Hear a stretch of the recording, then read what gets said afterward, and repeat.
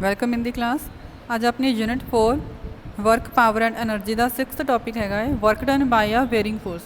ਹੁਣ ਆਪਣੇ ਕੋਲ ਕਈ ਇੱਦਾਂ ਦੀ ਸਿਚੁਏਸ਼ਨਸ ਨੇ ਕਿ ਜਿੱਥੇ ਆਪਾਂ ਦੇਖਦੇ ਹਾਂ ਕਿ ਜਿਹੜਾ ਫੋਰਸ ਕਿਸੇ ਬਾਡੀ ਦੇ ਉੱਪਰ ਆਪਾਂ ਲਗਾ ਰਹੇ ਹਾਂ ਉਹਦੀ ਵੈਲਿਊ ਚੇਂਜ ਹੁੰਦੀ ਰਹਿੰਦੀ ਆ, ਕੌਨਸਟੈਂਟ ਨਹੀਂ ਰਹਿੰਦੀ। ਹੁਣ ਜੇ ਕੋਈ ਵੀ ਬਾਡੀ ਅਰਥ ਦੇ ਸਰਫੇਸ ਮਤਲਬ ਸੈਂਟਰ ਤੋਂ ਦੂਰ ਜਾ ਰਹੀ ਆ ਤਾਂ ਆਪਣੇ ਕੋਲ ਗ੍ਰੈਵੀਟੇਸ਼ਨਲ ਫੋਰਸ ਦੀ ਵੈਲਿਊ ਹਮੇਸ਼ਾ ਹੀ ਕੀ ਆ ਡਿਕਰੀਜ਼ ਕਰਦੀ ਜਾਂਦੀ ਆ, ਸੇਮ ਨਹੀਂ ਰਹਿੰਦੀ। ਇਸੇ ਕਰਕੇ ਹੁਣ ਆਪਣੇ ਕੋਲ ਜਿਹੜੀ ਡਾਇਰੈਕਸ਼ਨ ਆ, ਜੇ ਆਪਾਂ ਗ੍ਰੈਵੀਟੇਸ਼ਨਲ ਦੀ ਫੋਰਸ ਦੀ ਗੱਲ ਕਰਦੇ ਹਾਂ ਤਾਂ ਸਿਰਫ ਮੈਗਨੀਟਿਊਡ ਦੇ ਵਿੱਚ ਡਿਕਰੀਜ਼ ਆ ਰਿਹਾ ਸੀਗਾ, ਬਟ ਡਾਇਰੈਕਸ਼ਨ ਕੀ ਰਹੂਗੀ, ਹਮੇਸ਼ਾ ਹੀ ਸੇਮ ਰਹੂਗੀ। ਤਾਂ ਹੁਣ ਕੋਈ ਵੀ ਬਾਡੀ ਆ ਜਦੋਂ ਕਿਸੇ ਫੋਰਸ ਦੇ ਇਫੈਕਟ ਦੇ ਅੰਡਰ ਮੂਵ ਕਰਦੀ ਆ ਤਾਂ ਉਹਦਾ ਮੈਗਨੀਟਿਊਡ ਅਤੇ ਡਾਇਰੈਕਸ਼ਨ ਦੋਨੋਂ ਹੀ ਚੇਂਜ ਹੋ ਸਕਦੇ ਆ। ਹੁਣ ਆਪਣੇ ਕੋਲ ਡਾਇਗਰਾਮ ਦੇ ਵਿੱਚ ਦੇਖੋ,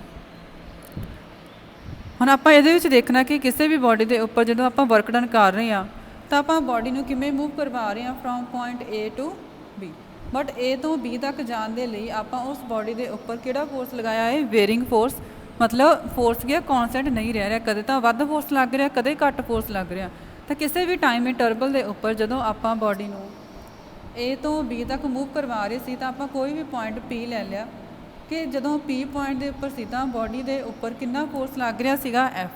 ਤਾਂ ਹੁਣ ਆਪਾਂ ਜਦੋਂ ਬਾਡੀ ਨੇ ਮੂਵ ਕਰਵਾਉਣਾ ਤਾਂ ਆਪਾਂ ਕਿੱਥੋਂ ਤੋਂ ਕਿੱਥੇ ਤੱਕ ਮੂਵ ਕਰਵਾ ਰਹੇ ਹਾਂ, P ਤੋਂ ਲੈ ਕੇ Q ਤੱਕ। ਕੋਈ ਵੀ ਐਲੀਮੈਂਟਰੀ ਪੋਰਸ਼ਨ ਲੈ ਲਿਆ ਆਪਾਂ ਕਹਿ ਸਕਦੇ ਹਾਂ, ਜਾਂ A ਤੋਂ B ਤੱਕ ਆਪਾਂ ਮੂਵ ਕਰਵਾਉਣਾ ਸੀ ਉਸ ਬਾਡੀ ਨੂੰ, ਤਾਂ A ਤੋਂ B ਪਾਥ ਦੇ ਉੱਪਰ ਕੋਈ ਆਪਾਂ ਪੁਆਇੰਟਸ P Q ਲੈ ਲਏ ਕਿਸੇ ਵੀ ਟਾਈਮ T ਦੇ ਉੱਪਰ, ਕੋਈ ਵੀ ਟਾਈਮ ਦੀ ਵੈਲਿਊ ਇੱਥੇ ਹੋ ਸਕਦੀ ਆ। ਹੁਣ ਜਦੋਂ ਆਪਾਂ P ਤੋਂ Q ਤੱਕ ਮੂਵ ਕਰਵਾ ਰਹੇ ਹਾਂ ਤਾਂ ਉਹ ਬਾਡੀ ਕਿੰਨੀ ਡਿਸਪਲੇਸਮੈਂਟ ਕਵਰ ਕਰ ਰਹੀ ਆ, DS। ਫੋਰਸ ਆਪਾਂ ਕਿੰਨਾ ਲਾਇਆ ਸੀਗਾ ਇਹਦੇ ਉੱਪਰ, F। ਤਾਂ ਫੋਰਸ ਹੁਣ ਦੋਨੋਂ ਪੁਆਇੰਟਸ ਦੇ ਵਿਚਕਾਰ ਕੀ ਲਗਾਤਾਰ ਵੇਰੀ ਕਰਦਾ, ਕੌਨਸਟੈਂਟ ਨਹੀਂ ਰਹਿੰਦਾ। ਪਰ ਜਿਹੜੀ ਆਪਣੇ ਕੋਲੇ ਡਿਸਪਲੇਸਮੈਂਟ ਦੀ ਵੈਲਿਊ ਆ ਉਹ ਕੀ ਆ, ਕਾਫੀ ਘੱਟ ਵੈਲਿਊ ਆ ਰਹੀ ਆ ਜਿਹੜੀ DS ਆ। ਇਹਨੂੰ ਆਪਾਂ ਕੀ ਕੌਨਸਟੈਂਟ ਲੈ ਸਕਦੇ ਹਾਂ ਕਿਉਂਕਿ ਇਹਨੇ ਸਮਾਲ ਡਿਸਪਲੇਸਮੈਂਟ ਕਵਰ ਕੀਤੀ। ਤਾਂ ਇਸੇ ਕਰਕੇ ਜੇ ਹੁਣ ਡਿਸਪਲੇਸਮੈਂਟ ਘੱਟ ਹੋ ਰਹੀ ਆ ਤਾਂ ਉਸ ਬਾਡੀ ਨੂੰ ਮੂਵ ਕਰਵਾਉਣ ਦੇ ਲਈ ਵਰਕ ਡਨ ਵੀ ਆਪਾਂ ਨੂੰ ਕੀ ਆ ਘੱਟ ਹੀ ਕਰਨਾ ਪਊਗਾ। ਤਾਂ ਇਸੇ ਕਰਕੇ ਵਰਕ ਡਨ ਕਿਹਦੇ ਇਕੁਅਲ ਹੋ ਜਾਊਗਾ, ਫੋਰਸ ਇਨਟੂ ਡਿਸਟੈਂਸ। ਫੋਰਸ ਕਿੰਨਾ ਲਗਾ ਰਹੇ ਆਪਾਂ, F। ਡਿਸਪਲੇਸਮੈਂਟ ਕਿੰਨੀ ਸੀਗੀ ਉਹਦੀ, DS। ਹੁਣ A ਤੋਂ B ਤੱਕ ਜਦੋਂ ਆਪਾਂ ਮੂਵ ਕਰਵਾ ਰਹੇ ਹਾਂ ਬਾਡੀ ਨੂੰ ਤਾਂ ਟੋਟਲ ਵਰਕ ਡਨ ਆਪਾਂ ਕਿਵੇਂ ਫਾਈਂਡ ਕਰ ਸਕਦੇ ਹਾਂ ਕਿ ਆਪਣੇ ਕੋਲੇ ਜਿਹੜਾ small amount of work done ਸੀ ਉਹਨੂੰ ਇੰਟੀਗ੍ਰੇਟ ਕਰਤਾ। ਇਹ ਵਾਲਾ ਸਾਈਨ ਕੀ ਆ, ਇੰਟੀਗ੍ਰੇਸ਼ਨ ਦਾ ਸਾਈਨ ਆ।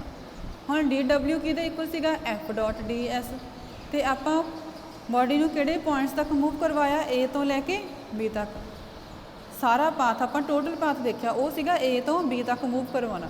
ਤਾਂ ਇਸ ਲਈ ਸਾਰੇ ਪਾਥ ਦੇ ਲਈ ਜਿਹੜੀ ਆਪਾਂ ਇੰਟੀਗ੍ਰੇਸ਼ਨ ਕਰਨੀ ਆ ਉਹ ਕਿੱਥੋਂ ਤੋਂ ਕਿੱਥੇ ਤੱਕ ਹੋਊਗੀ, A ਤੋਂ B ਤੱਕ। ਹੁਣ S1 ਅਤੇ S2 ਆਪਣੀਆਂ ਇਨੀਸ਼ੀਅਲ ਅਤੇ ਫਾਈਨਲ ਡਿਸਪਲੇਸਮੈਂਟਸ ਨੇ। ਜੇ ਆਪਾਂ ਉਹਨਾਂ ਦੀ ਵੈਲਿਊ ਓਰੀਜਨ ਤੋਂ ਕੈਲਕੂਲੇਟ ਕਰੀਏ, ਓਰੀਜਨ ਤੋਂ A ਤੱਕ ਦੀ ਡਿਸਪਲੇਸਮੈਂਟ ਕਿੰਨੀ ਆ, S1। ਕਿ ਇਨੀਸ਼ੀਅਲੀ ਬਾਡੀ ਕਿੱਥੇ ਲਾਈ ਕਰਦੀ ਸੀਗੀ, A ਪੁਆਇੰਟ 'ਤੇ। ਤਾਂ ਆਪਾਂ ਉਹਨੂੰ A ਤੋਂ B ਤੱਕ ਮੂਵ ਕਰਵਾਇਆ ਤਾਂ B ਕੀ ਹੋ ਜੂਗੀ, ਉਹਦੀ ਫਾਈਨਲ ਡਿਸਪਲੇਸਮੈਂਟ। ਤਾਂ ਓਰੀਜਨ ਤੋਂ O ਤੋਂ B ਤੱਕ ਦੀ ਡਿਸਪਲੇਸਮੈਂਟ ਦੀ ਵੈਲਿਊ ਕਿੰਨੀ ਹੋ ਜੂਗੀ, S2। ਤਾਂ ਇਸੇ ਕਰਕੇ ਜਦੋਂ ਆਪਾਂ ਇੰਟੀਗ੍ਰੇਸ਼ਨ ਕਰਨੀ ਆ ਤਾਂ ਲਿਮਿਟਸ ਕਿੰਨੀਆਂ ਪੁੱਟ ਕਰਾਂਗੇ, S1 ਟੂ S2। S1 ਕੀ ਆ ਇਨੀਸ਼ੀਅਲ ਡਿਸਪਲੇਸਮੈਂਟ, S2 ਕੀ ਆ ਆਪਣੇ ਕੋਲੇ ਫਾਈਨਲ ਡਿਸਪਲੇਸਮੈਂਟ। F ਅਤੇ DS। ਹੁਣ ਇਹਦੇ ਵਿੱਚ ਕੀ ਆ, ਫੋਰਸ ਜਦੋਂ ਆਪਾਂ ਕਿਸੇ ਬਾਡੀ 'ਤੇ ਲਗਾ ਰਹੇ ਆ ਤਾਂ ਆਪਾਂ ਉਹਨੂੰ ਹੌਰੀਜ਼ੋਂਟਲੀ ਮੂਵ ਕਰਵਾ ਰਹੇ ਆ। ਅਤੇ F ਅਤੇ DS ਦੀ ਡਾਇਰੈਕਸ਼ਨ ਸੇਮ ਹੋਣ ਕਾਰਨ ਕਿ ਸੇਮ ਡਾਇਰੈਕਸ਼ਨ ਦੇ ਵਿੱਚ ਆਪਾਂ ਦੋਨੋਂ ਚੀਜ਼ਾਂ ਐਕਟ ਕਰਾ ਰਹੇ ਹਾਂ, ਮਤਲਬ ਦੋਨੋਂ ਕੁਆਂਟੀਜ਼ ਜਿਹੜੀਆਂ ਫੋਰਸ ਅਤੇ ਡਿਸਪਲੇਸਮੈਂਟ ਸੇਮ ਡਾਇਰੈਕਸ਼ਨ ਦੇ ਵਿੱਚ ਜੇ ਐਕਟ ਕਰਨਗੇ ਤਾਂ ਉੱਥੇ ਆਪਣੇ ਕੋਲ ਥੀਟਾ ਦੀ ਵੈਲਿਊ ਕਿੰਨੀ ਹੋ ਜੂਗੀ, 0 ਡਿਗਰੀ। ਥੀਟਾ 0 ਹੋ ਗਿਆ। ਹੁਣ ਆਪਣੇ ਕੋਲ ਇਕੁਏਸ਼ਨ ਕੀ ਆ, F ਡੋਟ DS। ਤਾਂ ਆਪਾਂ ਇੱਥੇ ਕਿਹੜਾ ਫਾਰਮੂਲਾ ਲਗਾਵਾਂਗੇ ਫਿਰ, A dot B। A dot B ਕਿਹਦਾ ਇਕੁਅਲ ਸੀਗਾ, AB cos ਥੀਟਾ। A ਦੀ ਜਗ੍ਹਾ 'ਤੇ ਇੱਥੇ ਆਪਣੇ ਕੋਲ ਕੀ ਆ, ਫੋਰਸ। B ਦੀ ਜਗ੍ਹਾ 'ਤੇ ਡਿਸਪਲੇਸਮੈਂਟ, ਐਂਗਲ ਕਿੰਨਾ ਹੈ, cos ਥੀਟਾ। ਸੇਮ ਡਾਇਰੈਕਸ਼ਨ ਹੈ ਤਾਂ cos 0, ਬਟ cos 0 ਕਿਹਦੇ ਇਕੁਅਲ ਹੁੰਦਾ ਹੈ, 1 ਦੇ। ਤਾਂ ਇਕੁਏਸ਼ਨ ਫਿਰ ਕਿੰਨੀ ਬਣ ਜੂਗੀ, F DS। ਇੰਟੀਗ੍ਰੇਸ਼ਨ ਕਿੱਥੋਂ ਤੋਂ ਕਿੱਥੇ ਤੱਕ ਹੋਈ, S1 ਤੋਂ S2 ਤੱਕ।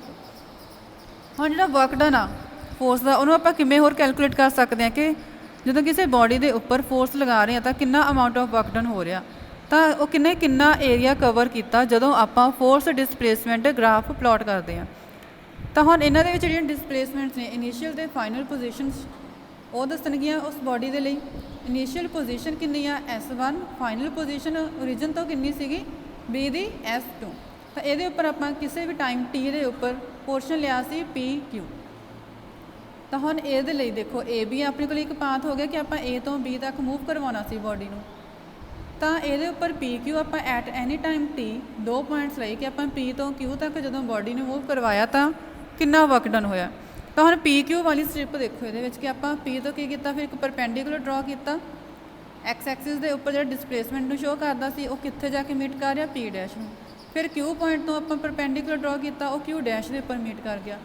ਹੁਣ ਇੱਥੇ ਕਿਸੇ ਆਹ ਸਾਰਾ ਐਕਸਿਸ ਆ ਜਿਹੜਾ ਡਿਸਪਲੇਸਮੈਂਟ ਵਾਲਾ ਉਹ ਐਸ ਡਿਸਪਲੇਸਮੈਂਟ ਨੂੰ ਸ਼ੋ ਕਰਦਾ, ਬਟ ਜਦੋਂ ਆਪਾਂ ਆਹ ਵਾਲਾ ਪੋਰਸ਼ਨ ਇੰਨਾ ਲਿਆ, ਆਹ ਵਾਲੀ ਸਟ੍ਰਿਪ ਲਈ ਆ ਪੀ ਪੀ ਡੈਸ਼ ਕਿਊ ਪੀ, ਤਾਂ ਇਹਦੇ ਵਿੱਚ ਕੀ ਹੋ ਜੂਗੀ, ਐਲੀਮੈਂਟਰੀ ਪੋਰਸ਼ਨ ਘੱਟ ਅਮਾਊਂਟ ਆਫ ਵਰਕ ਡਨ ਹੋ ਰਿਹਾ, ਤਾਂ ਇਹਦੇ ਵਿੱਚ ਡਿਸਪਲੇਸਮੈਂਟ ਵੀ ਆਪਣੇ ਕੋਲ ਕਿੰਨੀ ਆ, ਘੱਟ ਡਿਸਪਲੇਸਮੈਂਟ ਨੂੰ ਕਵਰ ਕੀਤੀ, ਡੀ ਐਸ ਦੇ ਨਾਲ ਆਪਾਂ ਉਹਨੂੰ ਸ਼ੋ ਕੀਤਾ। ਤਾਂ ਹੁਣ ਇਸੇ ਕਰਕੇ force into distance F D S, force ਆਪਣੇ ਕੋਲ ਕੀ ਸੀ, ਪੀ ਪੀ ਡੈਸ਼, ਇਹਦੇ ਪੈਰਲਲ ਦੇ ਵਿੱਚ ਸੀ, ਤਾਂ ਪੀ ਪੀ ਡੈਸ਼ ਕੀ ਰਿਪਰਜੈਂਟ ਕਰੂਗਾ, ਫੋਰਸ ਦੀ ਵੈਲਿਊ, ਪੀ ਡੈਸ਼ ਕਿਊ ਡੈਸ਼ ਕੀ ਰਿਪਰਜੈਂਟ ਕਰੂਗਾ, ਡਿਸਪਲੇਸਮੈਂਟ ਦੀ ਵੈਲਿਊ। ਤਾਂ ਹੁਣ ਇਹਦੇ ਲਈ ਆਪਾਂ ਨੂੰ ਵੈਲਿਊ ਕੈਲਕੂਲੇਟ ਕਰਦੇ ਹਾਂ ਕਿ ਜਿਹੜਾ ਆਪਾਂ ਸਮਾਲ ਡਿਸਪਲੇਸਮੈਂਟ ਕਵਰ ਕੀਤੀ ਹੋਈ ਆ। ਤਾਂ ਹੁਣ ਇਸੇ ਕਰਕੇ ਫੋਰਸ ਆਪਣੇ ਕੋਲ ਕੀ ਡਿਸਪਲੇਸਮੈਂਟ ਦੇ ਨਾਲ ਵੇਰੀ ਕਰਦਾ ਜਿਹੜਾ ਆਪਾਂ ਏ ਬੀ ਦੇ ਉੱਪਰ ਸ਼ੋ ਕੀਤਾ ਹੋਇਆ। ਇਸੇ ਲਈ ਫੋਰਸ ਇਨਟੂ ਡਿਸਟੈਂਸ ਕਿਹਦੇ ਇਕੁਅਲ ਹੋ ਗਿਆ, small work done between points P and Q, P ਤੋਂ ਲੈ ਕੇ ਕਿਊ ਤੱਕ small amount of work done ਦੇ ਇਕੁਅਲ ਹੋਊਗਾ। ਤਾਂ ਹੁਣ ਵਰਕ ਡਨ ਫਿਰ ਕਿਹਦੇ ਇਕੁਅਲ ਹੋ ਜਾਊਗਾ, ਫੋਰਸ ਇਨਟੂ ਡਿਸਟੈਂਸ, ਤਾਂ ਪੀ ਪੀ ਡੈਸ਼ ਇਨਟੂ ਪੀ ਡੈਸ਼ ਕਿਊ ਡੈਸ਼, ਮਤਲਬ ਇਹਦਾ ਏਰੀਆ ਹੋ ਗਿਆ ਜਿਹੜਾ ਆਪਾਂ ਇਹ ਰੀਜਨ ਸ਼ੇਡਡ ਕੀਤਾ ਹੋਇਆ। ਤਾਂ ਡੀ ਐਸ ਦੀ ਵੈਲਿਊ ਆਪਣੇ ਕੋਲ ਕਾਫੀ ਜ਼ਿਆਦਾ ਘੱਟ ਆ ਕਿ ਦੋਨੋਂ ਪੁਆਇੰਟ ਜਿਹੜੇ ਪੀ ਅਤੇ ਕਿਊ ਨੇ ਉਹਨਾਂ ਦੇ ਲਈ ਆਪਾਂ ਇਹਨੂੰ ਪ੍ਰੋਵਾਈਡ ਕੀਤਾ ਹੋਇਆ, ਮਤਲਬ ਘੱਟ ਡਿਸਪਲੇਸਮੈਂਟ ਕਵਰ ਕੀਤੀ ਹੋਈ ਆ। ਤਾਂ ਫੋਰਸ ਦਾ ਜਿਹੜਾ ਮੈਗਨੀਟਿਊਡ ਆ ਉਹਨੂੰ ਆਪਾਂ ਕਿੰਨਾ ਸਪੋਜ਼ ਕਰ ਸਕਦੇ ਹਾਂ, ਐਫ। ਹੁਣ ਜੇ total amount of work done ਆਪਾਂ ਕੈਲਕੂਲੇਟ ਕਰਨਾ ਚਾਹੁੰਦੇ ਹਾਂ ਤਾਂ ਜਿੰਨਾ ਆਪਾਂ ਨੂੰ ਪਾਥ ਦਿੱਤਾ ਹੋਇਆ ਏ ਤੋਂ ਲੈ ਕੇ ਬੀ ਤੱਕ, ਤਾਂ ਇਹਦੇ ਲਈ ਆਪਾਂ ਕੀ ਕਰਾਂਗੇ, ਹੋਰ ਐਲੀਮੈਂਟਰੀ ਪੋਰਸ਼ਨ ਦੀਆਂ ਸਟ੍ਰਿਪਸ ਲੈ ਲਾਂਗੇ, ਛੋਟੀਆਂ ਛੋਟੀਆਂ ਸਟ੍ਰਿਪਸ। ਤਾਂ ਉਹ ਸਾਰੀਆਂ ਸਟ੍ਰਿਪਸ ਦਾ ਆਪਾਂ ਸਮ ਕਰ ਦੇਣਾ ਕਿ ਪਹਿਲਾਂ ਇੱਕ ਸਟ੍ਰਿਪ ਲਈ ਆਪਾਂ ਪੀ ਪੀ ਡੈਸ਼ ਕਿਊ ਆਹ ਵਾਲਾ ਸਟ੍ਰਿਪ ਸੀ ਨਾ ਆਪਣੇ ਕੋਲ ਇੱਕ, ਫਿਰ ਆਪਾਂ ਕੀ ਕੀਤਾ, ਹੋਰ ਕਿਸੇ ਪੁਆਇੰਟ ਦੇ ਉੱਪਰ ਇੱਕ ਸਟ੍ਰਿਪ ਆਪਾਂ ਇਸ ਤਰ੍ਹਾਂ ਹੋਰ ਲੈ ਲਈ, ਫਿਰ ਉਹਦਾ ਏਰੀਆ ਫਾਈਂਡ ਕੀਤਾ। ਹਰੇਕ ਸਟ੍ਰਿਪ ਦਾ ਆਪਾਂ ਇਸ ਤਰ੍ਹਾਂ ਏਰੀਆ ਫਾਈਂਡ ਕਰਾਂਗੇ ਅਤੇ ਐਂਡ 'ਤੇ ਆ ਕੇ ਫਿਰ ਆਪਾਂ ਉਹਨਾਂ ਨੇ ਕੀ ਕਰ ਦੇਣਾ ਹੈ, ਪਲੱਸ ਕਰ ਦੇਣਾ। ਜਦੋਂ ਪਲੱਸ ਕਰ ਦੇਵਾਂਗੇ, ਐਡੀਸ਼ਨ ਕਰ ਦਾਂਗੇ, ਤਾਂ ਆਪਣੇ ਕੋਲ total amount of work done ਆ ਜਾਊਗਾ। ਤਾਂ ਉਹ ਕਿਹਦੇ ਇਕੁਅਲ ਆ ਜਾਊਗਾ, ਫਿਰ A B B dash A dash, ਆ ਸਾਰੇ ਦੇ। ਨੈਕਸਟ ਹੈ ਐਨਰਜੀ। ਐਨਰਜੀ ਕੀ ਹੁੰਦੀ ਆ ਕਿ ਆਪਣੀ ਕੈਪੈਸਿਟੀ ਹੈ ਕਿਸੇ ਵੀ ਕੰਮ ਨੂੰ ਕਰ ਸਕਣ ਦੀ। ਦੀ ਐਨਰਜੀ ਆਫ ਆ body is defined as it's capacity for doing work. ਹੁਣ ਐਨਰਜੀ ਕਿਸੇ ਵੀ ਬੋਡੀ ਦੇ ਲਈ ਆਪਾਂ ਨੂੰ ਕੀ ਦੱਸਦੇ ਆ ਕਿ ਕਿੰਨਾ ਟੋਟਲ ਆਪਣੀ ਕਿੰਨੀ ਟੋਟਲ ਕੁਆਂਟਿਟੀ ਸੀ ਜਿਹੜਾ ਆਪਾਂ ਕੰਮ ਕਰ ਸਕੀਏ, total quantity of work done. Next ਹੁਣ ਆਪਣੇ ਕੋਲ ਕੀ ਆ ਕਿ ਐਨਰਜੀ ਕਿਹੜੀ ਕੁਆਂਟਿਟੀ ਆ, ਸਕੇਲਰ ਕੁਆਂਟਿਟੀ ਆ, ਕਿਉਂਕਿ ਵਰਕ ਵੀ ਸਕੇਲਰ ਕੁਆਂਟਿਟੀ ਆ। ਐਨਰਜੀ ਨੇ ਸਿਰਫ ਕੀ ਡਿਫਾਈਨ ਕਰਨਾ, ਆਪਣੀ ਸਮਰੱਥਾ, ਆਪਣੀ ਕਪੈਸਿਟੀ ਹੈ ਕਿਸੇ ਕੰਮ ਨੂੰ ਕਰ ਸਕਣ ਦੀ। ਅਤੇ ਡਾਇਮੈਂਸ਼ਨ ਫਾਰਮੂਲਾ ਕੀ ਹੈ ਇਹਦਾ, M1L2T-2, ਜਿਹੜਾ ਆਪਣੇ ਕੋਲ ਵਰਕ ਦਾ ਉਹਦੇ ਨਾਲ ਸੇਮ ਆ। ਜਿਹੜੀਆਂ ਯੂਨਿਟਸ ਵਰਕ ਦੀਆਂ ਨੇ ਉਹੀ ਯੂਨਿਟਸ ਆਪਣੇ ਕੋਲ ਐਨਰਜੀਆਂ ਦੀਆਂ, ਉਹ ਕਿਹੜੀਆਂ, ਜਾਊਲ ਅਤੇ ਅਰਗ। ਐਨਰਜੀ ਅਤੇ ਪਾਵਰ ਕੀ ਨੇ, ਇੱਕ ਦੂਜੇ ਤੋਂ ਡਿਫਰੈਂਟ ਆ, ਐਨਰਜੀ ਅਤੇ ਪਾਵਰ। ਹੁਣ ਐਨਰਜੀ ਆਪਣੇ ਕੋਲ ਕੀ ਆ, ਟੋਟਲ ਅਮਾਊਂਟ ਆ ਜਿੰਨਾ ਆਪਾਂ ਕੰਮ ਕਰ ਰਹੇ ਹਾਂ, total amount of work that a body can do and does not depend on the time, ਕਿ ਆਪਾਂ ਕਿੰਨੇ ਟਾਈਮ ਦੇ ਵਿੱਚ ਕਿੰਨਾ ਕੰਮ ਕੀਤਾ ਉਹਦੇ ਉੱਪਰ ਡਿਪੈਂਡ ਨਹੀਂ ਕਰਦਾ। ਬਟ ਜਿਹੜੀ ਪਾਵਰ ਆ ਉਹ ਟਾਈਮ ਦੇ ਉੱਪਰ ਡਿਪੈਂਡ ਕਰਦੀ ਕਿ ਆਪਾਂ ਕਿੰਨੇ ਟਾਈਮ ਦੇ ਵਿੱਚ ਕਿੰਨਾ ਕੰਮ ਕਰ ਰਹੇ ਹਾਂ। ਨੈਕਸਟ ਹੈ ਕਾਈਨੈਟਿਕ ਐਨਰਜੀ। ਹਾਂ, ਜਦੋਂ ਕੋਈ ਵੀ ਬੋਡੀ ਮੋਸ਼ਨ ਦੇ ਵਿੱਚ ਸੈੱਟ ਹੋ ਚੁੱਕੀ ਆ ਤਾਂ ਉਹਨੇ ਉਸ ਮੋਸ਼ਨ ਦੇ ਦੌਰਾਨ ਕਿੰਨੀ ਐਨਰਜੀ ਪੋਜੈਸ ਕੀਤੀ ਹੋਈ ਆ ਉਸ ਮੋਸ਼ਨ ਦੇ ਕਰਕੇ, ਉਹ ਆਪਣੇ ਕੋਲ ਕੀ ਹੋਊਗੀ, ਉਸ ਬੋਡੀ ਦੀ ਕਾਈਨੈਟਿਕ ਐਨਰਜੀ। ਹੁਣ ਕਾਈਨੈਟਿਕ ਐਨਰਜੀ ਦੇ ਲਈ ਦੇਖੋ ਕਿ ਡੇਲੀ ਲਾਈਫ ਦੇ ਵਿੱਚ ਜਿਹੜੀਆਂ ਬੋਡੀਜ਼ ਕਾਈਨੈਟਿਕ ਐਨਰਜੀ ਪੋਜੈਸ ਕਰਦੀਆਂ ਨੇ, ਤਾਂ ਕਾਈਨੈਟਿਕ ਐਨਰਜੀ ਆਪਾਂ ਜਿਹੜੀ ਏਅਰ ਦੀ ਆ ਉਹਨੂੰ ਕਿੱਥੇ ਯੂਜ਼ ਕਰਦੇ ਹਾਂ, ਵਿੰਡ ਮਿਲਸ ਨੂੰ ਰਨ ਕਰਨ ਦੇ ਲਈ, ਜਿਹੜੀ ਪੌਣ ਚੱਕੀਆਂ ਨੇ ਉਹਨਾਂ ਨੂੰ ਚਲਾਉਂਦੇ ਆ। ਫਿਰ ਕਾਈਨੈਟਿਕ ਐਨਰਜੀ ਆ ਜਿਹੜਾ ਰਨਿੰਗ ਵਾਟਰ ਆ, ਪਾਣੀ ਵਹਿ ਰਿਹਾ ਚੱਲਦਾ ਹੈ, ਉਹਨੂੰ ਯੂਜ਼ ਕਰਦੇ ਹਾਂ ਆਪਾਂ ਵਾਟਰ ਮਿਲਸ ਨੂੰ ਚਲਾਉਣ ਦੇ ਲਈ। ਫਿਰ ਆਹ ਵੈਲਿਊਜ਼ ਵੀ ਤੁਸੀਂ ਸਾਰੀਆਂ ਨਾਲ ਇੱਕ ਵਾਰ ਲਰਨ ਕਰਨੀ ਕਿ 1 electron volt is equal to 1 electron volt ਹੈਗਾ ਕੀ ਆ, 1 kilo electron volt, 1 mega electron volt. 1 electron volt ਆਪਣੇ ਕੋਲ ਕੀ ਆ, ਐਨਰਜੀ ਗੇਨ ਕੀਤੀ ਹੋਈ ਜਿਹੜੀ ਕਿਸੇ ਇਲੈਕਟ੍ਰੋਨ ਨੇ, ਜਦੋਂ ਉਹਨੂੰ ਆਪਾਂ ਐਕਸਲਰੇਟ ਕਰਦੇ ਹਾਂ ਥਰੂ ਆ ਪੋਟੈਂਸ਼ੀਅਲ ਡਿਫਰੈਂਸ ਆਫ 1 ਵੋਲਟ, ਕਿ ਉਹਨੂੰ ਆਪਾਂ ਪੋਟੈਂਸ਼ੀਅਲ ਡਿਫਰੈਂਸ 1 ਵੋਲਟ ਦੇ ਰਹੇ ਹਾਂ ਇਲੈਕਟ੍ਰੋਨ ਨੂੰ, ਤਾਂ ਉਹਨੇ ਐਕਸਲਰੇਸ਼ਨ ਪੋਜੈਸ ਕੀਤੀ, ਉਹ ਐਕਸਲਰੇਟ ਹੋ ਗਿਆ। ਤਾਂ ਐਕਸਲਰੇਟ ਹੋਣ ਤੋਂ ਬਾਅਦ ਉਹਨੇ ਕਿੰਨੀ ਐਨਰਜੀ ਪੋਜੈਸ ਕੀਤੀ। ਫਿਰ ਕਾਈਨੈਟਿਕ ਐਨਰਜੀ ਹੈਮਰ ਦੀ, ਉਹਨੂੰ ਆਪਾਂ ਯੂਜ਼ ਕਰਦੇ ਹਾਂ ਨੇਲ, ਮਤਲਬ ਜਿਹੜੀ ਆਪਾਂ ਮੇਖ ਵਗੈਰਾ ਕਿਸੇ ਲੱਕੜ ਦੇ ਵਿੱਚ ਲਗਾ ਰਹੇ ਹਾਂ। ਫਿਰ ਬੁਲੇਟ ਫਾਇਰ ਕਰਦੇ ਹਾਂ ਆਪਾਂ ਗਨ ਤੋਂ, ਤਾਂ ਕਿ ਉਹ ਕਿਸੇ ਟਾਰਗੇਟ ਦੇ ਉੱਪਰ ਜਾ ਕੇ ਸਟ੍ਰਾਈਕ ਕਰ ਸਕੇ। ਨੈਕਸਟ ਹੈ ਇਹਦੇ ਲਈ ਮੈਥਮੈਟੀਕਲ ਟ੍ਰੀਟਮੈਂਟ ਕਿ ਆਪਾਂ ਕਿਵੇਂ ਮੈਜਰ ਕਰ ਸਕਦੇ ਹਾਂ। ਹੁਣ ਇਹਦੇ ਲਈ ਤੁਸੀਂ ਆਪਾਂ ਸੈਕੰਡ ਮੈਥਡ ਕਰਾਂਗੇ। ਇਹ ਵਾਲਾ ਦੇਖੋ, ਹੁਣ ਇਹਦੇ ਲਈ ਆਪਾਂ ਕਾਈਨੈਟਿਕ એનર્ਜੀ ਦਾ ਐਕਸਪ੍ਰੈਸ਼ਨ ਡਰਾਈਵ ਕਰਨਾ। ਹੁਣ ਆਪਾਂ ਸਪੋਜ਼ ਕਰਦੇ ਹਾਂ ਕਿ ਆਪਣੇ ਕੋਲ ਇੱਕ ਬੋਡੀ m ਦਿੱਤੀ ਹੋਈ ਆ ਜਿਹਦਾ ਮਾਸ m ਆ, ਇਨੀਸ਼ੀਅਲੀ ਕੀ ਆ ਉਹ ਰੈਸਟ ਦੇ ਉੱਪਰ ਆ। ਜਦੋਂ ਆਪਾਂ ਨੂੰ ਮੂਵ ਕਰਵਾਉਂਦੇ ਆ, ਫੋਰਸ ਅਪਲਾਈ ਕਰਦੇ ਆ F, ਤਾਂ ਉਹ ਕਿੰਨੀ ਡਿਸਪਲੇਸਮੈਂਟ ਕਵਰ ਕਰਦੀ ਆ S। ਤਾਂ ਜਦੋਂ ਉਹ ਮੋਸ਼ਨ ਦੇ ਸੈੱਟ ਹੋ ਜਾਂਦੀ ਹੈ ਤਾਂ S ਡਿਸਪਲੇਸਮੈਂਟ ਕਵਰ ਕਰਦੀ ਹੈ ਤਾਂ ਉਹਦੀ ਫਾਈਨਲ ਵੈਲੋਸਿਟੀ ਕਿੰਨੀ ਹੋਗੀ v। ਰੈਸਟ ਦੇ ਵਿੱਚ ਸੀਗੀ ਤਾਂ ਉਹਦੀ ਇਨੀਸ਼ੀਅਲ ਵੈਲੋਸਿਟੀ ਦੀ ਵੈਲਿਊ ਕਿੰਨੀ ਸੀਗੀ 0। ਤਾਂ ਆਪਾਂ ਨੂੰ ਬਾਡੀ ਨੂੰ ਮੂਵ ਕਰਵਾਉਣ ਦੇ ਲਈ ਜਿੰਨਾ ਵਰਕ ਡਨ ਕਰਨਾ ਪਿਆ ਉਹ ਕਿਹਦੇ ਇਕੁਅਲ ਹੋਊਗਾ। ਹੁਣ ਇੱਥੇ ਤਾਂ ਆਪਾਂ ਸਾਰਾ ਪਾਥ ਲੈ ਲਿਆ ਕਿ ਇਸ ਪੁਆਇੰਟ ਤੋਂ ਇੱਥੇ ਤੱਕ ਆਪਾਂ ਜਾ ਰਹੇ ਹਾਂ। ਹੁਣ ਜੇ ਆਪਾਂ ਸਪੋਜ਼ ਕਰੀਏ ਕਿ ਜਦੋਂ ਇਨੀਸ਼ੀਅਲੀ ਬਾਡੀ ਰੈਸਟ ਦੇ ਉੱਪਰ ਸੀ ਤਾਂ ਆਪਾਂ F ਫੋਰਸ ਅਪਲਾਈ ਕਰਦੇ ਹਾਂ ਤਾਂ ਬਾਡੀ ਕਿੰਨਾ ਡਿਸਪਲੇਸ ਕਰਦੀ ਹੈ ਥਰੂ ds, ਕਿ ਇੰਨੀ ਘੱਟ ਡਿਸਪਲੇਸਮੈਂਟ ਹੋ ਰਹੀ ਆ। ਕਿਹੜੀ ਡਾਇਰੈਕਸ਼ਨ ਦੇ ਵਿੱਚ ਹੋਊਗੀ? Along the direction of the force, ਕਿ ਜਿਹੜੀ ਡਾਇਰੈਕਸ਼ਨ ਦੇ ਵਿੱਚ ਆਪਾਂ ਫੋਰਸ ਲਗਾਇਆ। ਤਾਂ small amount of work done ਕਿਹਦੇ ਇਕੁਅਲ ਹੋ ਗਿਆ? ਵਰਕ ਡਨ ਕਿਹਦੇ ਇਕੁਅਲ ਹੁੰਦਾ? Force into distance. ਹੁਣ ਇੱਥੇ ਆਪਣੇ ਕੋਲ ਕਿੰਨੀ ਸੀ? ds, ਤਾਂ F ਇੰਟੂ ds। ਹੁਣ F ਤੇ ds ਕਿ ਜਿਹੜੀ ਡਾਇਰੈਕਸ਼ਨ ਦੇ ਵਿੱਚ ਆਪਾਂ ਫੋਰਸ ਲਗਾਇਆ ਉਸੇ ਹੀ ਡਾਇਰੈਕਸ਼ਨ ਦੇ ਵਿੱਚ ਬਾਡੀ ਡਿਸਪਲੇਸ ਕਰ ਰਹੀ ਆ, ਤਾਂ ਦੋਨਾਂ ਦੇ ਵਿੱਚ ਐਂਗਲ ਕਿੰਨਾ ਹੋ ਜਾਊਗਾ? 0 ਡਿਗਰੀ। ਫਿਰ ਇੱਥੇ a ਡਾਟ b ਦਾ ਫਾਰਮੂਲਾ ਲਗਾਓ, ab cos ਥੀਟਾ। ਤਾਂ ਆਪਣੇ ਕੋਲੇ ਫਿਰ ਕੀ ਬਣ ਗਿਆ? F ds cos 0। cos 0 1 ਤਾਂ ਇਹ ਕਿਹਦੇ ਇਕੁਅਲ? F ds।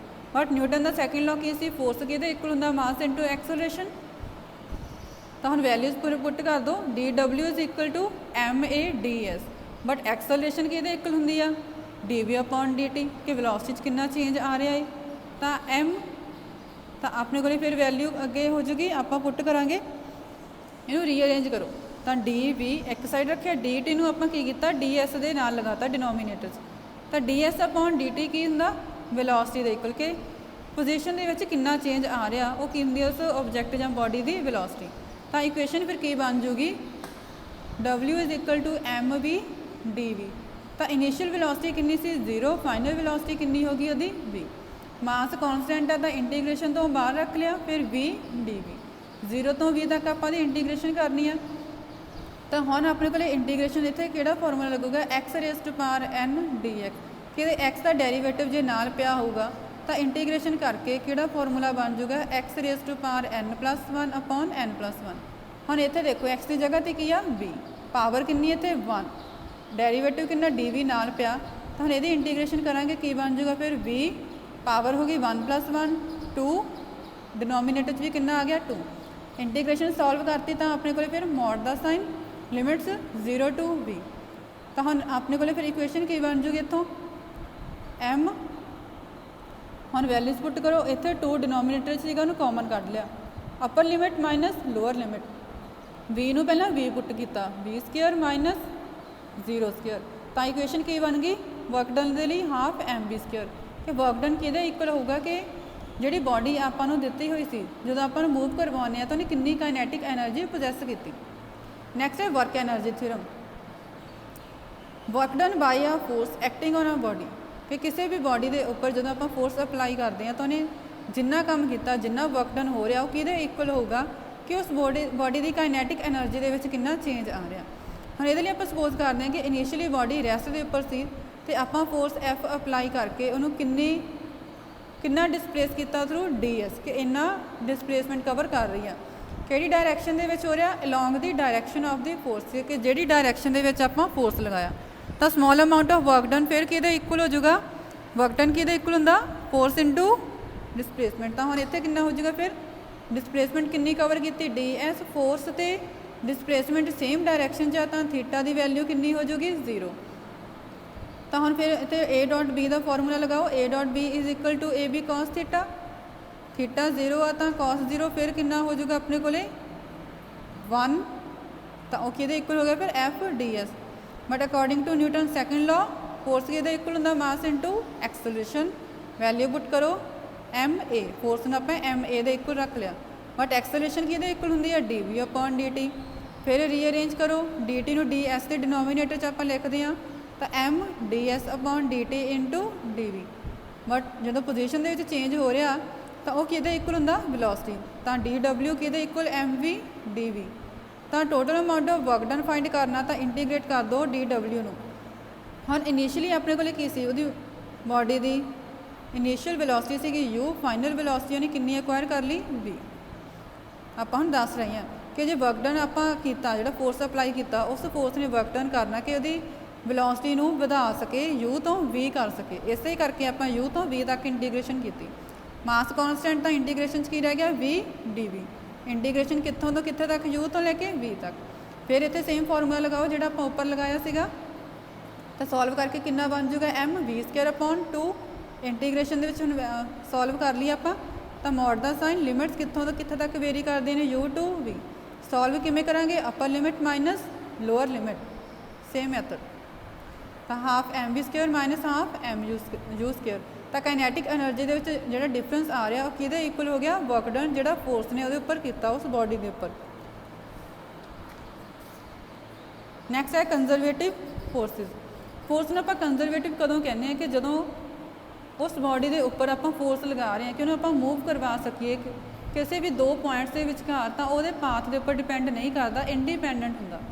ਤਾਂ ਹੁਣ ਇਹਦੇ ਲਈ ਆਪਾਂ ਸਪੋਜ਼ ਕਰਦੇ ਕਿ ਕੋਈ ਵੀ ਬਾਡੀ ਜਿਹਦਾ ਮਾਸ m ਦਿੱਤਾ ਹੋਇਆ, ਉਹਨੂੰ ਆਪਾਂ ਓਰੀਜਨ ਦੇ ਉੱਪਰ ਰੱਖਿਆ, ਕੋਆਰਡੀਨੇਟ ਐਕਸਿਸ XYZ ਦਿੱਤਾ ਹੋਇਆ, ਤਾਂ ਉਹਦੇ ਓਰੀਜਨ ਦੇ ਉੱਪਰ ਆਪਾਂ ਮਾਸ m ਦੀ ਬਾਡੀ ਰੱਖੀ ਹੈ, ਤੇ ਇੱਕ ਹੋਰ ਮਾਸ m, ਇੱਕ ਆਪਾਂ ਕੈਪੀਟਲ M ਲੈ ਲਿਆ ਮਾਸ ਜਿਹਦਾ ਓਰੀਜਨ ਤੇ ਪਲੇਸ ਕੀਤਾ, ਇੱਕ m ਇਹ ਲੈ ਰਹੇ ਹਾਂ ਆਪਾਂ। ਇਸ ਬਾਡੀ ਨੂੰ ਆਪਾਂ ਇਸ ਆਰਬਿਟਰੀ ਪਾਥ AB ਦੇ ਉੱਪਰ ਮੂਵ ਕਰਵਾ ਰਹੇ ਹਾਂ, ਤੇ ਜਦੋਂ ਉਹ AB ਪਾਥ ਦੇ ਉੱਪਰ ਮੂਵ ਕਰਦਾ ਤਾਂ ਉਹਨੇ ਗ੍ਰੈਵੀਟੇਸ਼ਨਲ ਫੋਰਸ ਐਕਸਪੀਰੀਅੰਸ ਕਰਨਾ, ਕਿਉਂਕਿ ਇਸ ਮਾਸ ਨੇ ਇਸ ਬਾਡੀ ਦੇ ਉੱਪਰ ਫੋਰਸ ਲਗਾਉਣਾ। ਤਾਂ small amount of work done ਕਰਨਾ ਪਊਗਾ, ਜਿਹੜਾ ਗ੍ਰੈਵੀਟੇਸ਼ਨਲ ਫੋਰਸ F ਲੱਗ ਰਿਹਾ ਇਸ m ਮਾਸ ਨੂੰ A ਤੋਂ B ਤੱਕ ਮੂਵ ਕਰਵਾਉਣ ਦੇ ਲਈ। ਹੁਣ ਇਸ AB ਪਾਥ ਦੇ ਉੱਪਰ ਆਪਾਂ ਫਿਰ ਐਲੀਮੈਂਟਰੀ ਪੋਰਸ਼ਨ ਲੈ ਰਹੇ ਹਾਂ PQ, ਕਿ P ਤੋਂ Q ਤੱਕ ਮੂਵ ਕਰਵਾਉਣ ਦੇ ਲਈ ਕਿੰਨਾ ਕੰਮ ਕਰਨਾ ਪਿਆ। ਹੁਣ ਜੇ ਐਲੀਮੈਂਟਰੀ ਪੋਰਸ਼ਨ ਲੈ ਰਹੇ ਹਾਂ, ਤਾਂ ਹੁਣ ਜੇ ਆਪਾਂ ਲੈਂਥ ਦੀ ਗੱਲ ਕਰੀਏ, ਡਿਸਟੈਂਸ ਦੀ ਗੱਲ ਕਰੀਏ, ਤਾਂ ਓਰੀਜਨ ਤੋਂ A ਤੱਕ ਦੀ ਡਿਸਟੈਂਸ ਆਪਣੇ ਕੋਲੇ ਕਿੰਨੀ ਆ, RA। ਓਰੀਜਨ ਤੋਂ B ਤੱਕ ਦੀ ਡਿਸਟੈਂਸ ਕਿੰਨੀ ਆ, RB। ਤਾਂ ਹੁਣ ਆਹ ਸਾਰੇ ਪਾਥ ਦੇ ਲਈ ਆਪਾਂ ਜਦੋਂ ਐਲੀਮੈਂਟਰੀ ਪੋਰਸ਼ਨ PQ ਲੈ ਲਿਆ, ਤਾਂ ਹੁਣ ਇਹਦੇ ਲਈ ਡਿਸਟੈਂਸ ਕਿੰਨੀ ਹੋ ਜੂਗੀ ਫਿਰ DR, ਕਿ ਕਿੰਨੀ ਸੈਪਰੇਸ਼ਨ ਆ। ਹੁਣ ਆਪਾਂ ਜਦੋਂ P ਤੋਂ Q ਤੱਕ ਮੂਵ ਕਰਵਾ ਰਹੇ ਹਾਂ, ਤਾਂ ਉਹਨੇ ਕਿੰਨੀ ਡਿਸਪਲੇਸਮੈਂਟ ਕਵਰ ਕੀਤੀ ਆ, DR। ਤਾਂ ਵਰਕ ਡਨ ਫਿਰ ਕਿਹਦੇ ਇਕੁਅਲ ਹੁੰਦਾ ਹੈ, force into displacement, F.dr। Total amount of work done find ਕਰਨਾ ਕਿ ਆਪਾਂ A ਤੋਂ B ਤੱਕ ਮੂਵ ਕਰਵਾ ਰਹੇ ਹਾਂ, ਤਾਂ ਉਹ ਕਿਹਦੇ ਇਕੁਅਲ ਹੋ ਜਾਊਗਾ, ਫਿਰ ਆਪਾਂ ਨੂੰ ਇੰਟੀਗ੍ਰੇਸ਼ਨ ਕਰਨੀ ਪਊਗੀ F.dr ਦੀ। ਜਿਹੜਾ ਆਪਾਂ small amount of work done find ਕੀਤਾ ਸੀ, ਉਹਦੀ ਇੰਟੀਗ੍ਰੇਸ਼ਨ ਕਰੋ, ਕਿੱਥੋਂ ਤੋਂ ਕਿੱਥੇ ਤੱਕ ਕਰਾਂਗੇ ਆਪਾਂ, A ਤੋਂ B ਤੱਕ। ਤਾਂ ਹੁਣ ਇੱਥੇ ਆਪਣੇ ਕੋਲ ਫਿਰ ਰਿਲੇਸ਼ਨ ਪ੍ਰੂਵ ਕੀਤਾ, ਤੇ ਕਿੰਨਾ ਆ ਜਾਊਗਾ, Gmm 1/RA ਮਾਈਨਸ 1/RB। ਇਹ ਤੁਸੀਂ ਸੋਲਵ ਨਹੀਂ ਕਰਨਾ, ਤੁਸੀਂ ਸਿਰਫ ਇਹਨਾਂ ਐਂਡ ਰਿਜ਼ਲਟ ਹੀ ਲਿਖ ਦਿਓ। ਹੁਣ ਆਪਾਂ ਇਹਦੇ ਵਿੱਚ ਦੇਖਦੇ ਹਾਂ ਕਿ ਸਿਰਫ ਉਹ ਕਿਹਦੇ ਉੱਪਰ ਡਿਪੈਂਡ ਕਰ ਰਿਹਾ, ਡਿਸਟੈਂਸ ਦੀਆਂ ਵੈਲਿਊਜ਼ ਦੇ ਉੱਪਰ, ਕਿ ਜਿਹੜੀਆਂ ਓਰੀਜਨ ਦੇ ਉੱਪਰ ਮਾਸ m ਤੋਂ ਸੀਗੀਆਂ, ਪਾਥ ਦੇ ਉਹ ਇੰਡੀਪੈਂਡੈਂਟ ਆ, ਡਿਪੈਂਡ ਨਹੀਂ ਕਰਦਾ। ਹੁਣ ਆਪਾਂ ਸਪੋਜ਼ ਕਰਦੇ ਹਾਂ ਕਿ ਕੋਈ ਵੀ ਇੱਕ ਕਲੋਜ਼ਡ ਪਾਥ ਦਿੱਤਾ ਹੋਇਆ, ਹੁਣ ਕੋਆਰਡੀਨੇਟ ਐਕਸਿਸ ਦਾ XYZ। ਤਾਂ ਹੁਣ ਆਪਾਂ ਦੇਖਣਾ ਕਿ ਜਦੋਂ ਆਪਾਂ ਬਾਡੀ ਨੂੰ ਮੂਵ ਕਰਵਾਉਂਦੇ ਹਾਂ A ਤੋਂ B ਤੱਕ ਥਰੂ ਪਾਥ 1, ਫਿਰ A ਤੋਂ B ਤੱਕ ਮੂਵ ਕਰਵਾ ਰਹੇ ਹਾਂ ਆਪਾਂ ਥਰੂ ਪਾਥ 2, ਤਾਂ ਉਹ ਪਾਥ ਦੇ ਉੱਪਰ ਡਿਪੈਂਡ ਨਹੀਂ ਕੀਤਾ। ਤਾਂ ਹੁਣ ਜਦੋਂ ਆਪਾਂ ਵਰਕ ਡਨ ਕਰਨਾ ਹੈ ਕਿ ਮਾਸ m ਨੂੰ ਦੋ ਪੁਆਇੰਟਸ A ਤੋਂ B ਦੇ ਵਿਚਕਾਰ ਮੂਵ ਕਰਵਾਉਣਾ, ਤਾਂ ਉਹ ਇੰਡੀਪੈਂਡੈਂਟ ਹੋ ਜਾਊਗਾ ਕਿ ਉਹਨੇ ਕਿਹੜਾ ਪਾਥ ਫੋਲੋ ਕੀਤਾ, 1 ਦੇ ਥਰੂ ਮੂਵ ਕੀਤਾ ਜਾਂ 2 ਦੇ ਥਰੂ, ਇਹਦੇ ਉੱਪਰ ਡਿਪੈਂਡ ਨਹੀਂ ਕਰਦਾ। ਤਾਂ ਵਰਕ ਡਨ W A ਤੋਂ ਲੈ ਕੇ B ਤੱਕ, A to B along path 1, ਉਹ ਆਪਣੇ ਕੋਲੇ ਕਿਹਦੇ ਇਕੁਅਲ ਹੋ ਜਾਊਗਾ, ਫਿਰ WAB ਜਿੰਨਾ ਉਹਨੇ ਅਲੋਂਗ ਪਾਥ 2 ਕੰਮ ਕੀਤਾ। ਹੁਣ ਵਰਕ ਡਨ ਆ ਜਿਹੜਾ ਆਪਣੇ ਕੋਲੇ, ਤਾਂ ਕਿਹਦੇ ਦੁਆਰਾ ਹੋ ਰਿਹਾ, ਗ੍ਰੈਵੀਟੇਸ਼ਨਲ ਫੋਰਸ ਦੇ ਕਰਕੇ। ਜਦੋਂ ਆਪਾਂ ਮਾਸ m ਨੂੰ 2 ਪਾਥ ਦੇ ਅਲੋਂਗ ਮੂਵ ਕਰਵਾ ਰਹੇ ਹਾਂ, ਤਾਂ ਇੰਨਾ ਹੀ ਕੰਮ ਉਹਨੂੰ ਮੂਵ ਕਰਵਾਉਣਾ ਪਊਗਾ ਅਗੇਂਸਟ ਦੀ ਗ੍ਰੈਵੀਟੇਸ਼ਨਲ ਫੋਰਸ, ਜਦੋਂ ਉਹਨੂੰ B ਤੋਂ A ਤੱਕ ਆਪਾਂ ਮੂਵ ਕਰਵਾਇਆ 2 ਪਾਥ ਦੇ ਥਰੂ। ਪਹਿਲਾਂ ਆਪਾਂ ਕਹਿ ਰਹੇ ਹਾਂ ਕਿ ਗ੍ਰੈਵੀਟੇਸ਼ਨਲ ਫੋਰਸ ਨੇ ਮਾਸ m, ਜਿਹੜਾ ਮਾਸ m ਆਪਾਂ ਨੂੰ ਉਸ ਬਾਡੀ ਦਾ ਦਿੱਤਾ ਹੋਇਆ ਸੀਗਾ, ਉਹਨੂੰ 2 ਪਾਥ ਦੇ ਅਲੋਂਗ ਆਪਾਂ ਮੂਵ ਕਰਵਾ ਰਹੇ ਹਾਂ, ਤਾਂ ਹੀ ਉੱਥੇ ਵਰਕ ਡਨ ਹੋ ਰਿਹਾ। ਤਾਂ ਇਹਦੇ ਇਕੁਅਲ ਹੀ ਹੋਰ ਕੰਮ ਕਰਨਾ ਪਊਗਾ। ਇੰਨਾ ਕੰਮ ਕੌਣ ਕਰੂਗਾ, ਗ੍ਰੈਵੀਟੇਸ਼ਨ ਫੋਰਸ ਦੇ ਅਗੇਂਸਟ। ਜਦੋਂ ਆਪਾਂ ਚਾਰਜ ਨੂੰ ਮੂਵ ਕਰਵਾਉਂਦੇ ਹਾਂ, ਚਾਰਜ ਨਹੀਂ ਸੌਰੀ ਬਾਡੀ ਦਾ ਮਾਸ ਆਪਾਂ ਨੂੰ m ਦਿੱਤਾ ਹੋਇਆ, ਤਾਂ ਉਹ ਆਪਾਂ ਮੂਵ ਕਰਵਾ ਰਹੇ ਹਾਂ B to A along path 2। ਤਾਂ ਇਸੇ ਕਰਕੇ WAB ਅਲੋਂਗ ਪਾਥ 2 ਕਿਹਦੇ ਇਕੁਅਲ ਹੋ ਜਾਊਗਾ, ਫਿਰ ਮਾਈਨਸ ਆਫ WBA, ਕਿਉਂਕਿ ਆਪਾਂ ਦੇ ਅਗੇਂਸਟ ਕੰਮ ਕਰਾ ਰਹੇ ਹਾਂ B to A ਤੱਕ ਜਾਣ ਦੇ ਲਈ। ਤਾਂ ਹੁਣ ਰੀਅਰੇਂਜ ਕਰ ਦਿਓ, ਆਪਣੇ ਕੋਲ WAB ਅਲੋਂਗ ਪਾਥ 1 किहदे इक्वल हो गया फिर माइनस डबल्यू बी ए अलॉन्ग पाथ सैकेंड। तो रीअरेंज किए तो नैट रिजल्ट वर्क डन का किहदे इक्वल हो गया 0 के। हाँ जो वर्क डन अपने को 0 के इक्वल आ रहा, जो आप मास एम नू ग्रैविटेशनल फोर्स के इफैक्ट के अंडर मूव करवाया सी तो क्लोज्ड पाथ के लिए वैल्यू कितनी हो जाएगी 0। तो इस करके अपने को एफ डॉट डी आर की वैल्यू 0। नैक्सट है नॉन कंजरवेटिव फोर्स। हाँ जो किसी भी आप बॉडी के उपर फोर्स लगाने तो उस फोर्स ने जिन्ना वर्क डन करना उस बॉडी में मूव करवाने के लिए किसी क्लोज्ड पाथ के उपर तो वह नॉन जीरो होगा। कंजरवेटिव के फोर्स की वैल्यू कितनी आऊगी 0, बट नॉन कंजरवेटिव के फोर्स के आऊगा कि जो फोर्स ने वर्क डन किया बॉडी में मूव करवाने के लिए तो वह पाथ कि होगा क्लोज्ड पाथ, तो वही वैल्यू कितनी आऊगी वर्क डन की नॉन जीरो। नैक्सट है पावर कि आप किन्ने टाइम्स कितना काम कर रहे हैं। The time rate of doing work is called power. तो पी एवरेज फिर कि इक्वल है डबल्यू अपॉन टी।